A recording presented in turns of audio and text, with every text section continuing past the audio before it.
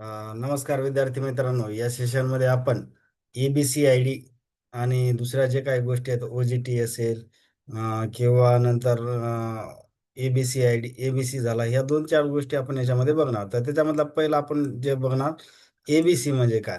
तर एबीसी म्हणजेच काय, अकॅडमिक बँक ऑफ क्रेडिट. आता हे जो काही एबीसी प्रोपोज अंडर NEP 2020 म्हणजे 2020 जे नॅशनल एज्युकेशन पॉलिसी होती, त्याच्या अंतर्गतच हे एबीसी आलेलं आहे, म्हणजे अकॅडमिक बँक ऑफ क्रेडिट. आता हे सेटअप बाय म्हणजे हे कोण एबीसी वगैरे आणलं, तर हे युजीसीनं आणलेलं आणि कधी 2021ला. आता इथं काहीतरी फसायचे चान्सेस आहेत, तर हे युजीसीनं आणलेले आहेत academic bank of credit.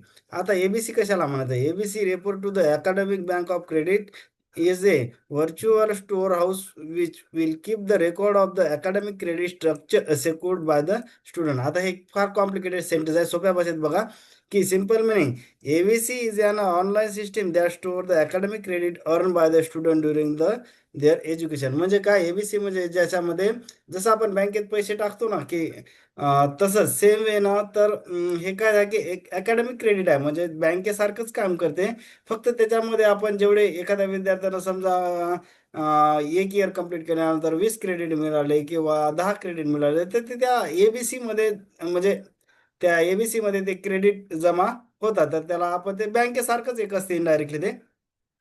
For example बघा, एक दिलेलं की example, if a student complete a course in one university and earns 20 credits, these credits are stored in the ABC. Later the student can transfer this credit to another institute. म्हणजे एखाद्या विद्यार्थ्यानं एखाद्या युनिव्हर्सिटीत एखादा course केला, तर त्याचे 20 credit ABC मध्ये जमा होतील आणि नंतर त्या विद्यार्थ्यानं आणखी दुसऱ्या इकडे कुठं होतं विद्यापीठात ऍडमिशन झाली, तर ते 20 जे क्रेडिट होते ते त्या दुसऱ्या युनिव्हर्सिटीमध्ये ट्रान्सफर होतील. आता अपार आणि एबीसीचं काय रिलेशन आहे. अपार म्हणजे काय बघा, अपार stand for automated permanent academic account registry. आता याचं हे फुल फॉर्म लक्षात ठेवायचं, याच्यावर क्वेश्चन येऊ शकते. अपार म्हणजेच का, तर automated permanent academic account registry is a specialised identification system design to all the student in India. This initiative is a part of One Nation One Student ID programme. म्हणजे काय झालंय की अपार म्हणजे काय, की सगळ्या भारतातील विद्यार्थ्यांचा एकच युनिव्हर्सल आयडेंटिटी असेल, तर त्याला अपार म्हणतो आपण. कारण की बघा, आता इकडे फार आयडेंटिटी वेगवेगळ्या असतात, त्याच्यामुळे एकच पूर्ण म्हणजे इंडियातल्या विद्यार्थ्याचा एकच युनिव्हर्सल आयडी असणे, तर त्याला अपार म्हणलेला आहे. APAAR identifies the student file ABC store the student academic credit. आता अपार आणि एबीसी मध्ये फरक काय, तर अपार काय करते की स्टुडंटची युनिव्हर्सल आयडेंटिटी डिफाईन करते आणि एबीसी काय करते की त्या स्टुडंटचे जे काय क्रेडिट आहेत ते पूर्ण त्याचा अकाउंट मेंटेन करते, किंवा जमा जे काही क्रेडिट जेवढे जेवढे जमा होईल ते एबीसी मध्ये जमा होतील. आणि अपार काय करते, त्या त्या स्टुडंटची आयडेंटिटी डिफाईन करते. अपार I D is a unique 12 digit code, म्हणजे 12 डिजिटचा एक कोड असतो, तर त्याला अपार आय डी म्हणतात. थोडस क्लिअर करतो म्हणजे पुढच्या स्लाइडवर. आता बघा, नंतर की फीचर ऑफ एबीसी. आता बघा, store the academic credit safely, हे बघितलं आपण, त्यासाठीच ती एबीसी आय डी आलेला आहे.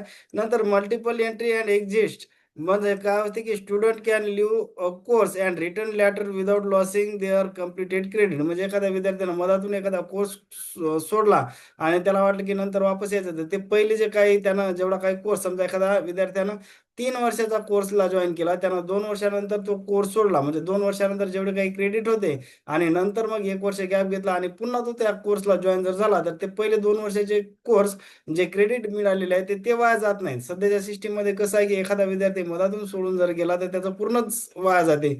तर या सिस्टीम मध्ये तसं होत नाही. एखाद्या विद्यार्थ्याने जर एखादा कोर्स 3 वर्षाचा कोर्स 2 वर्ष केला, नंतर 1-2 वर्ष गॅप घेतला आणि पुन्हा जर त्या कोर्सला जॉईन झालं, तर त्याचे कुठलेही क्रेडिट वाया जाणार नाही त्या सिस्टीमने. क्रेडिट ट्रान्सफर बिटवीन इन्स्टिट्यूशन, म्हणजे एखाद्या विद्यार्थ्यानं इन्स्टिट्यूट जरी चेंज केलं, तरी त्याचे क्रेडिट जेवढे जमा आहेत ते तिकडे ट्रान्सफर होणार आहेत. प्रिव्हेंट अकॅडमिक लॉस, त्याच्यामुळे अकॅडमिक लॉस होत नाही. आणि सपोर्ट लाईफ लॉंग लर्निंग. नंतरचा पॉईंट आहे डीएसटी काय असते, dual system of training scheme. आता ही जी DST स्कीम आहे 2016ला सुरू झाली आणि मंत्रालय होतं MSD म्हणजे ministry of skill development and entrepreneurship. या मंत्रालयाने ती स्कीम चालू केली होती. स्कीम इंट्रोड्यूस बाय DGT म्हणजे काय डायरेक्टर जनरल ऑफ ट्रेनिंग आणि MSD मिनिस्ट्री, आणि रिवाईज जी स्कीम झाली तीच 2019ला झालेली आहे. जर आपण विचारलं की DST स्कीम कधी चालू झाली तर आपण सर 2016 लिहिणार, कारण की तिथे इनिशियल स्टार्ट 2016, जरी आपल्याला 2019ला रिवाईज झाली पण ते बेसिकली 2016ला सुरू झाली. त्याच्यामुळे जर आला क्वेश्चन तर आपण त्याचा आन्सर 2016 लिहिणार. Dual system of the training means learning skill through the two places. ड्युएलचा अर्थ काय होते की दोन, म्हणजे एखादं स्किल जे काय लर्न करायचं आहे की शिकायचं आहे ते दोन प्लेसहून शिकायचं आहे. तर त्याच्यामुळे ड्युएल सिस्टीम ऑफ ट्रेनिंग याला म्हटलं. ड्युएल म्हणजे मराठीत ज्याला आपण दोन म्हणतो ना, दोन म्हणजे काय, आता बघा पहिलं जे काय इन्स्टिट्यूट असेल ते दोन जागा, ड्युएल म्हणजे काय दोन जागावर ते स्किल किंवा ट्रेनिंग शिकायचं आहे. तर आता पहिलं कोणतं इन्स्टिट्यूट ट्रेनिंग म्हणजे समजा एखाद्या विद्यार्थ्याने ITला जर ऍडमिशन घेतली तर ते पहिलं झालं. आणि दुसरं आहे इंडस्ट्रियल ट्रेनिंग म्हणजेच काय कंपनी.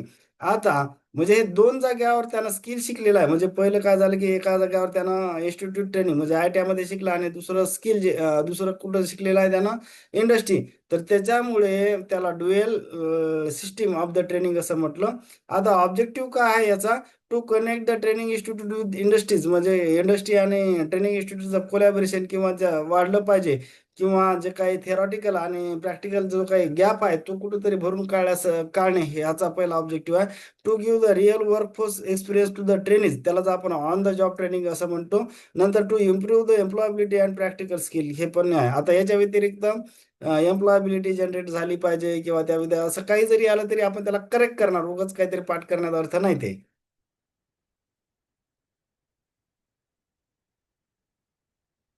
नंतर CTS and DST relation काय? Under the DST scheme, the admission to the ITI course offered, their duration, examination and certification are the same as the course offered to the offered under CTS. आता CTS म्हणजेच काय, क्राफ्ट्समॅन training scheme ही जे आहे ती 1950ला सुरू झाली होती, implement by DGT. आता पर्पज काय होता, provide the skill manpower to the industry after independence. म्हणजे 1947 नंतर लगेच ती 2-3 वर्षात सुरू झाली होती. तर त्याचा पर्पज काय होता, सुरुवात भारतात इंडस्ट्रियलायझेशनला सुरुवात झाली होती आणि त्या इंडस्ट्रीसाठी मॅन पॉवर प्रोव्हाइड करणे. तर याच्यासाठी CTS स्कीम, आता हे CTSचं वर्ष वगैरे येऊ शकतो त्यामुळे थोडंसं ते इयर सुद्धा लक्षात ठेवायचं. म्हणजे लगेच लक्षात राहील ना, स्वातंत्र्यानंतर 3 वर्षात सुरू झाली होती. म्हणजे ती CTS scheme, craftsman training scheme ही 1950ला सुरू झाली होती. या दोघांचं रिलेशन आहे, कारण की DSTच्या अंतर्गत ऍडमिशन आणि ही म्हणजे CTS अंतर्गत ऍडमिशन हे इक्विव्हॅलंट त्याचा दर्जा आहे, त्याच्यामुळे ते आपण दोघांचं रिलेशन जोडलेलं आहे. नंतरचा पॉईंट याच्यामधला OJT, त्याला ऑन द जॉब ट्रेनिंग असं म्हणतो आपण. बघा, ऑन द जॉब ट्रेनिंग म्हणजेच काय, training that is applied to the workplace while the employee is actually working. बघा आता, training that is applied to the workplace while the employee is actually working to the job training. म्हणजे साधा भाषेत सांगायचा की on the job training म्हणजे काय, की तो वर्क करण्याची प्लेस आणि तो तिथंच जर करत म्हणजे ट्रेनिंग घेत असत तर त्याला ऑन द जॉब ट्रेनिंग असं म्हणायचं सोप्या भाषेत. आता याचा अर्थ काय आहे की प्रिन्सिपल कोणतं वापरलं, learning while doing. On the job training म्हणजे काय, त्याचं प्लेस आणि त्याचे वर्क हे दोन्ही एकाच जागेवर आहेत. म्हणजे वर्क करण्याचा प्लेस आणि म्हणजे काय, training that is applied to the workplace while the employee actually working. म्हणजे तो काम करत असताना त्याच्या प्लेसवरच जर त्याचं ट्रेनिंग, आता बऱ्याचदा काय होते की ते एखादं काम आणि ट्रेनिंगचं ठिकाण वेगवेगळं असते ना, तर त्याला ऑफ द जॉब ट्रेनिंग म्हणतो आपण.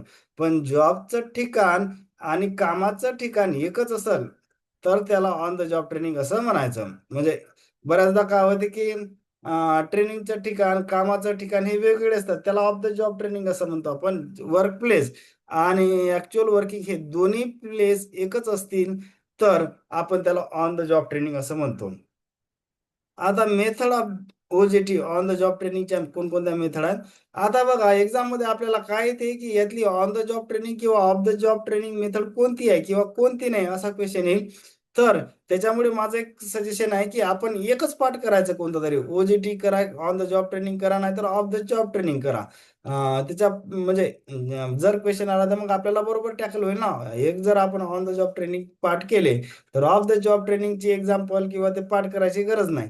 तर आता मी काय करत असतो की ऑन द जॉब ट्रेनिंगचं एक्झाम्पल जे काही मेथड आहे ते सगळे आपण इथं टिकच्या सहाय्याने आपण पाहणार आहोत. म्हणजे कारण की याच्यावर क्वेश्चन येते बऱ्याचदा की कोणती ऑन द जॉब ट्रेनिंग आहे, कोणती ऑफ द जॉब ट्रेनिंग आहे, आयडेंटिफाय करा किंवा यातली कोणती नाही, असं बऱ्याचदा क्वेश्चन एक्झाममध्ये येते. त्यामुळे काय होते की आपल्या इथं जर 8-9 मेथड आहे, तिथं सुद्धा 8-9 मेथड आहे. मग ते कोणती मेथड कुठं होती हे आपलं कन्फ्यूज होते. त्याच्यामुळे एकच आपण पाठ करू, on the job training. On the job ट्रेनिंगसाठी मी एक ट्रिक्स लिहिलं की जीत मेटे, ह्या जीत मेटे नावाचा एक हे आहे. समजा विद्यार्थी किंवा कोणी कन्सिडर करा, coaching job, apprenticeship, internship under कमी म्हणजे काय केलं काय, जीत मिटे नावाचा जो काही स्टुडंट आहे तो काय करतो, कोचिंग जॉब कसा आहे की अप्रेंटिसशिप, इंटर्नशिप अंडर कमी पैशात करतो. हे कमी सायलेंट आहे. आपण वाक्य पूर्ण होण्यासाठी मी याचं लिहिलं, जीत मेटे कोचिंग जॉब. त्याचा जो काही जॉब आहे तो कोचिंगचा जॉब आहे. कशा अंतर्गत, अप्रेंटिसशिप, इंटर्नशिप अंडर कमी पैशात तो करत आहे. आता हे या वाक्यावरून आपल्याला सगळे शब्द, जित म्हणजे काय, हे JIT जे लिहिलं ना, JIT म्हणजे काय, जॉब इन्स्ट्रक्शन ट्रेनिंग. मे म्हणजे काय, इथं लिहा बघा, मे म्हणजे मेंटरिंग आला. ते म्हणजे काय, टेम्पररी प्रमोशन आलं. कोचिंग म्हणजे काय, कोचिंग आलं. जॉब म्हणजे काय, जॉब रोटेशन आलं. अप्रेंटिसशिप म्हणजे काय, हे अप्रेंटिसशिप आलं. इंटर्नशिप म्हणजे इथं इंटर्नशिप आलं. अंडर म्हणजे काय, अंडर स्टडी आलं. नंतर कमी म्हणजे काय, कमिटी असाइनमेंट. हे सगळ्या गोष्टी याच्यामध्ये कव्हर झालेल्या आहेत. होप करतो की बऱ्याच गोष्टी समजल्या असतील. चॅनलला लाईक, सबस्क्राईब आणि शेअर करायला विसरू नका. थँक्यू.